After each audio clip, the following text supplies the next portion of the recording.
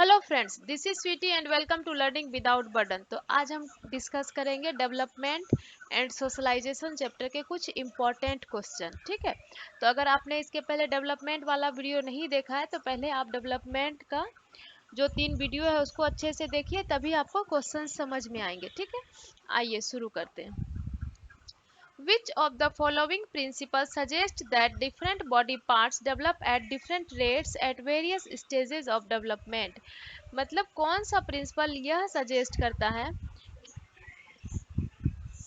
कौन सा प्रिंसिपल यह सजेस्ट करता है कि डिफरेंट बॉडी पार्ट्स जो है वो डिफरेंट रेट से डेवलप करते हैं। ठीक है, डेवलपमेंट में तो पहले एक एक इसमें क्या होता है, जब आप सीडीपी पढ़ते हैं ना तो आपको एक एक करके सारे ऑप्शन पढ़ने होते हैं। ठीक है, आप एक एक करके ऑप्शन पढ़िए, उसके बाद अगर कोई ऑप्शन गलत है तो क्यों गलत है ये समझिए, ये समझेंगे तभी आप बना पाएंगे। इसमें सीधा आंसर नहीं होता, ये मैथ नहीं है, ये पैडागोजी है। ठीक है, इसमें चारों ऑप्शन पढ़िए और एक एक करके ऑप्शंस को एलिमिनेट करना सीखिए।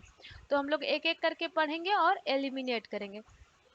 तो पहला क्या है, डेवलपमेंट इज यूनी डायमेंशनल। जबकि हमने क्या पढ़ा है, हमने पढ़ा डेवलपमेंट इज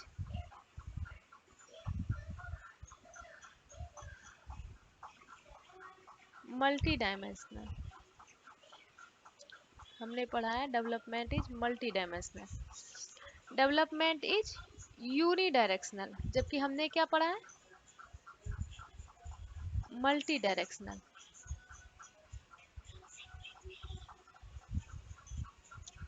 अब कह रहा है डेवलपमेंट इज ए डिसकंटिन्यूअस। जबकि हमने क्या पढ़ा है, development is a continuous process. तो ये हमारा गलत हो गया, ये गलत हो गया और ये गलत हो गया। तो बचा क्या, direction of development is proximodistal and cephalocaudal. Proximodistal का क्या मतलब होता है, केंद्र से बाहर की ओर, और सफेलोकोडल का क्या मतलब होता है, सिर से पैर की ओर, हेड टू टो। ठीक है, तो ये हमारा सही आंसर हो गया।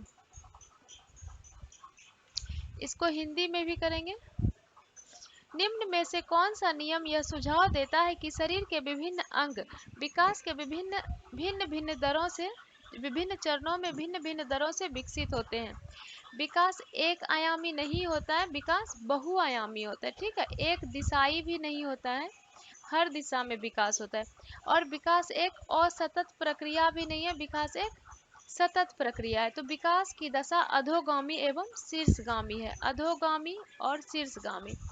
आप इंग्लिश में इसलिए याद रखिए क्योंकि शीर्षगामी का नाम हिंदी में बहुत तरह का होता है, सिरोध कुछ भी दे सकता है। ठीक है, और अधोगामी का नाम भी हिंदी में बहुत तरह का होता है, लेकिन इंग्लिश में इसको सफेलोकोडल और इसको प्रोक्सिमो डिस्टल ही बोलते हैं। इसलिए अगर हिंदी का वर्ड समझ में नहीं आए तो आप एक बार इंग्लिश का वर्ड जरूर देखिए। ठीक है, नहीं तो आपका क्वेश्चन मिस हो जाएगा।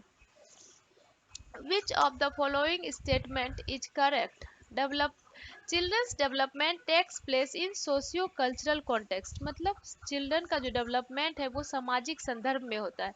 तो पहले हम सारे ऑप्शन को चेक करेंगे। ठीक है, ये बात सही है, लेकिन हम सारे ऑप्शन को इसलिए चेक करेंगे कि कहीं कोई ऑप्शन इससे बेटर तो नहीं है। Childhood is a period that can be divided into 10 distinct ages. जबकि हमने ऐसा कहीं नहीं पढ़ा है कि चाइल्डहुड जो है वो 10 भागों में बांटा गया है। ठीक है, children's thinking is not influenced by social interaction. जबकि ये कहा है नॉट इन्फ्लुएंस, जबकि क्या होता है, सोशल इंटरेक्शन का प्रभाव पड़ता है। ठीक है, children's development is solely determined by genetic. कह रहा है कि पूरी तरह से जेनेटिक से निर्धारित होता है। जबकि होता क्या है, हेरिडिटी और इन्वायरमेंट दोनों का प्रभाव होता है हमारे डेवलपमेंट में। तो this is the right answer. ठीक है, ये हमारा आपको सीडीपी में चारों ऑप्शंस पढ़ने पड़ेंगे। अगर आप चारों ऑप्शंस नहीं पढ़ेंगे तो आप सही आंसर तक नहीं पहुंच पाएंगे। ठीक है, बच्चों का विकास केवल अनुवांशिकता के आधार पर होता है, केवल अनुवांशिकता नहीं होता है, अनुवांशिकता और पर्यावरण दोनों का प्रोडक्ट होता है। ठीक है, बच्चों की सोच सामाजिक अंतःक्रिया से प्रभावित नहीं होती है, नहीं होती है, नहीं होती है। 10 विभिन्न अवस्थाओं में नहीं बांटा गया है बचपन को। ठीक है, बच्चों का विकास एक सामाजिक सांस्कृतिक परिप्रेक्ष्य में है, यही इसका सही आंसर है कि सामाजिक जो जिस संस्कृति में बढ़ेगा उसका वैसा ही डेवलपमेंट होगा। ठीक है, the process of predetermined unfolding of genetic dispositions is called. तो हम मैंने पहले भी वीडियो में बताया कि हमें माँ बाप से जो जीन मिले हैं, जो भी हमें हेरिडिटी से जीन मिले, वो जो समय के साथ अनफोल्ड होता है, जैसे बच्चा बैठने की कैपेसिटी लेकर पैदा होता है, चलने की कैपेसिटी लेकर पैदा होता है, लेकिन पैदा होते ही नहीं बैठता है, नहीं चलता है, नहीं दौड़ता है, वो समय के साथ अनफोल्ड होता है। तो समय के साथ जो उसका जेनेटिक गुण अनफोल्ड होता है उसको हम लोग कहते हैं मैच्यूरेशन। ठीक है। अब अगर इसको उल्टा के भी पूछ दे कि मैच्यूरेशन होता क्या है, तो भी आप इसको याद रखिएगा कि जो जेनेटिक गुण मिला है वो समय के साथ अनफोल्ड होता है, उसी को कहते हैं मैच्यूरेशन। ठीक है। आनुवांशिक विन्यास के पूर्व निर्धारित रूप से प्रकट होने की प्रक्रिया कहलाती है परिपक्वता। Dash is a primary and dash is a secondary. ये इसलिए मैंने रखा है क्योंकि ये एग्जाम में भी आधा ही आया था, और ताकि आप लोग एग्जाम में आधा देख के कंफ्यूज ना हो। तो मैंने बहुत बार समझाया है कि फैमिली जो है वो प्राइमरी होगा हर हाल में, और स्कूल जो है वो सेकेंडरी होगा हर हाल में। ये एक लाइन आप सोशलाइजेशन चैप्टर में रट लीजिए। ठीक है, कि फैमिली जो है वो प्राइमरी और स्कूल जो है वो सेकेंडरी एजेंट है सोशलाइजेशन का। ठीक है। परिवार समाजीकरण का प्राथमिक और विद्यालय समाजीकरण का द्वितीयक कारक है। What is meant by sensitive period in childhood. Sensitive period का क्या मतलब होता है चाइल्डहुड में। अगर आपको कोई वर्ड नहीं समझ में आ रहा है तो आप क्या करेंगे, आप चारों ऑप्शन को पढ़ेंगे और ऑप्शन को पढ़कर एलिमिनेट करेंगे। ठीक है। देखिए आपको बताते हैं कैसे ऑप्शंस एलिमिनेट किए जाते हैं। ये देखिए, period eight which physical growth is at its peak. केवल फिजिकल ग्रोथ कह रहा है। ठीक है, तो ये नहीं होगा। Period in which development of only language, only language कह रहा है तो इसलिए ये नहीं होगा। ठीक है।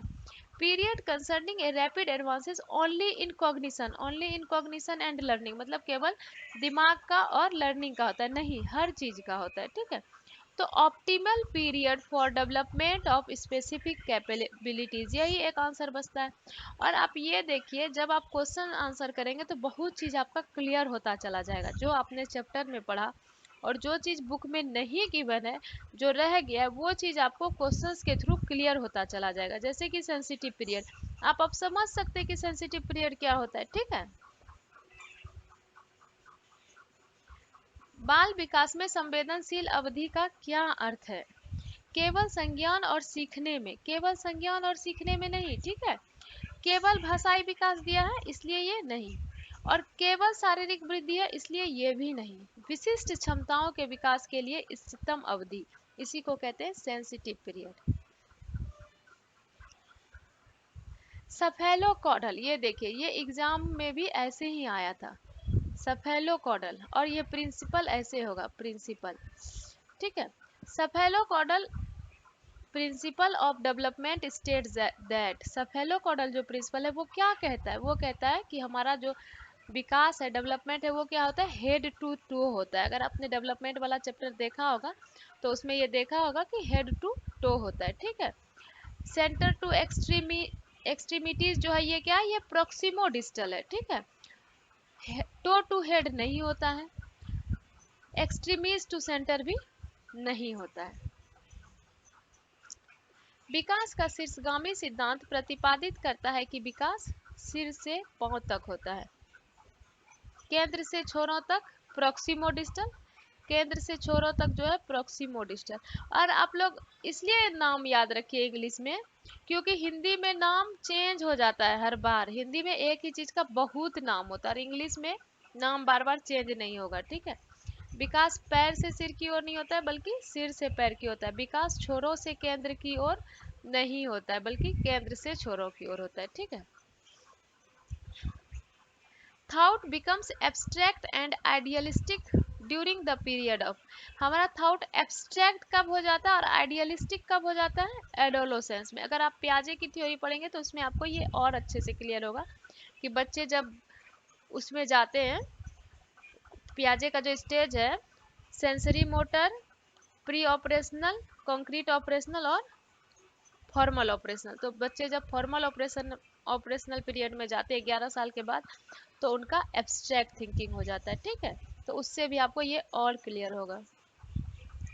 बच्चे अमूर्त और आदर्शवादी कब हो जाते हैं? किशोरावस्था में।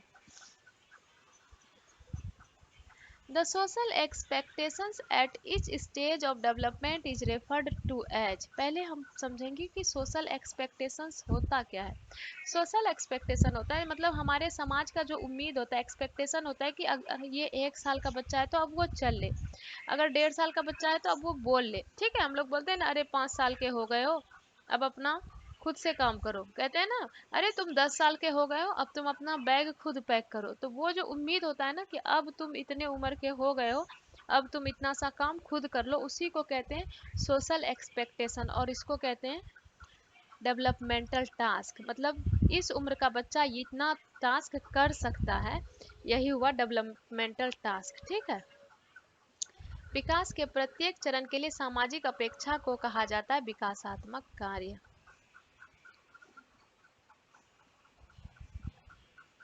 Development proceeds from centre of the body in an outward direction. Centre से जो है बाहर की ओर विकास होता है, ये हमने पढ़ा है प्रोक्सिमो डिस्टल में। बॉटम टू टॉप नहीं पढ़ा है, बल्कि टॉप टू बॉटम पढ़ा है। ठीक है, हेड टू टो। यूनिडायमेंशनल नहीं पढ़ा है, बल्कि मल्टी डायमेंशनल पढ़ा है। Not influenced bye environmental factors नहीं, बल्कि इन्वायरमेंट का प्रभाव पड़ता है। हेरिडिटी और इन्वायरमेंट दोनों का प्रभाव पड़ता है। तो इस तरह से आप देखिए कि चारों ऑप्शंस पढ़ने होंगे, तभी आपका आंसर सही होगा। विकास शरीर के मध्य से बाहर की दिशा में होता है, सही है। सेंटर से बाहर की ओर होता है। नीचे से ऊपर नहीं होता है, ऊपर से नीचे, एक आयामी नहीं होता है, बहुआयामी होता है। वातावरणीय कारकों से प्रभावित नहीं होता है, गलत है, बल्कि होता है। ठीक है। अब ये कारण और एजप्शन। Cognitive development progress quite rapidly till middle childhood and then comes to a stop. कह रहा है कि मिडिल चाइल्डहुड तक कॉग्निटिव डेवलपमेंट होता है, उसके बाद स्टॉप हो जाता है, जबकि ऐसा नहीं है। डेवलपमेंट क्या है? लाइफ लॉन्ग प्रोसेस है। Human beings can not learn new things after the stage of childhood.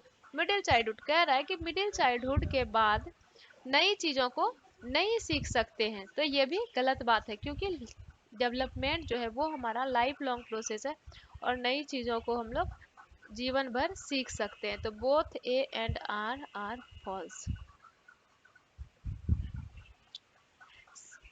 संज्ञानात्मक विकास मध्य बाल्यावस्था तक तेजी से होता है, उसके बाद ठहर जाता है। ठहरता नहीं है, ये एक लाइफ लॉन्ग प्रोसेस है। मध्य बाल्यावस्था के चरण के बाद नई चीजें नहीं सीख सकते हैं, यह एक गलत बात है। हम लोग जीवन भर नई चीजें सीख सकते हैं, तो दोनों ही गलत है।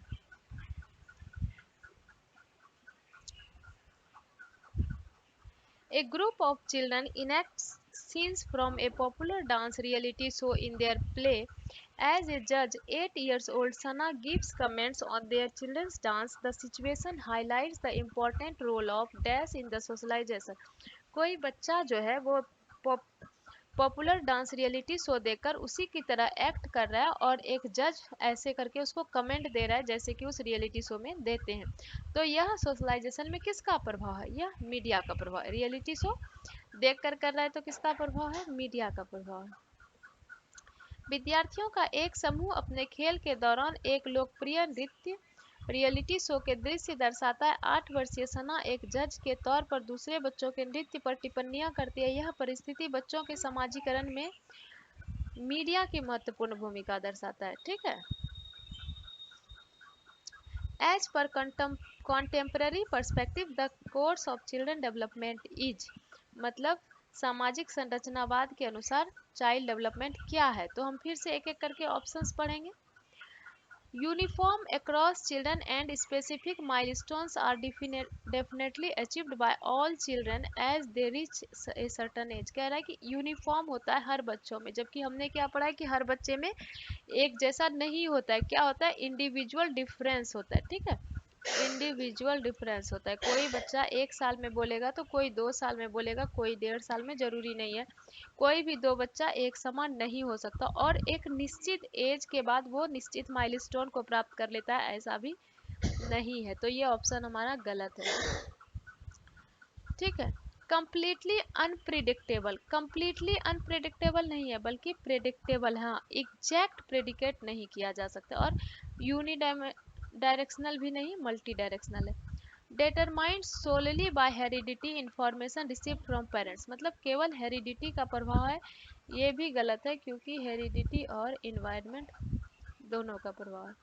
तो मल्टी डायरेक्शनल है, since children grow up in varying context, मतलब जिस समाज में बच्चा पलेगा बढ़ेगा उसी तरह का वो होगा।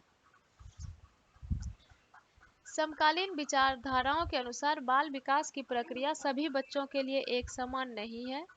सभी बच्चे एक निश्चित आयु तक आते आते विशिष्ट निर्धारित लक्ष्य अवश्य प्राप्त कर लेते हैं, ये भी गलत है। का पूर्वानुमान बिल्कुल नहीं लगाया जा सकता, बिल्कुल नहीं लगाया जा सकता गलत है, लगाया जा सकता है, एग्जैक्ट नहीं लगाया जा सकता। सिर्फ आनुवांशिक गुण गलत है, आनुवांशिक और पर्यावरण दोनों सही है, ठीक है। तो बहुआयामी है क्योंकि बच्चे विभिन्न प्रकार के संदर्भों में पलते बढ़ते हैं। Day's principle of development states that development of motor skills start from center of the body and proceeds towards extreme। Centre से स्टार्ट होकर एक्सट्रीम तक जाता है, इसको हम लोग क्या कहते हैं, डेवलपमेंट वाले चैप्टर में हमने पढ़ा है, इसको कहते हैं प्रोक्सिमो डिस्टल।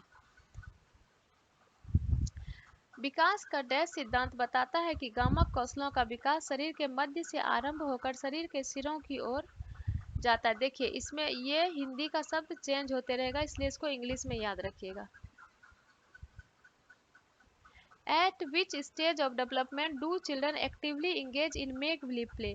मेक बिलीव प्ले जो है वो अर्ली चाइल्डहुड में होता है, ठीक है। मेक बिलीव प्ले का मतलब क्या होता है, जो बच्चे खेलते हैं, कोई डॉक्टर बनता है, कोई पेशेंट बनता है, कोई टीचर बनता है, कोई स्टूडेंट बनता है, उसी को कहते हैं मेक बिलीव प्ले, ठीक है। और ये अर्ली चाइल्डहुड में होता है। विकास की किस अवस्था में कल्पनाशीलता वाले खेल में सक्रिय रूप से भाग लेते हैं, प्रारंभिक बाल अवस्था। Which of the following are secondary agencies of socialization, तो जहाँ सेकेंडरी आ जाए वहाँ फैमिली को काट देना है, और फैमिली को काट के जो ऑप्शन बच जाए वही हमारा राइट ऑप्शन है, ठीक है। फैमिली को काटने के बाद जो हमारा ऑप्शन बचता है वही हमारा राइट ऑप्शन है।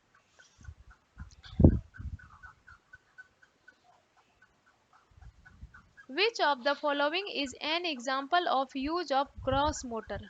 ग्रॉस मोटर का मैंने क्या बताया है, बड़ी मसल, बड़ी मसल का जहाँ यूज होता है। बड़ी मसल मतलब उछलना कूदना दौड़ भाग करना, बड़ी मसल का यूज करना। तो होल्डिंग ए पेंसिल, पेंसिल पकड़ने में छोटी मसल का यूज होगा। Turning pages of a book, ये छोटी मसल होगा। स्क्वीजिंग ए पी मटर, तो ये भी छोटी मसल होगा। एक पैर पे खड़ा रहना, बैलेंसिंग ऑन वन फुट, इसमें बड़ी मसल का यूज होगा, ठीक है। और छोटी वाली को कहते हैं फाइन मोटर स्किल, छोटी वाले को कहते हैं फाइन मोटर स्किल।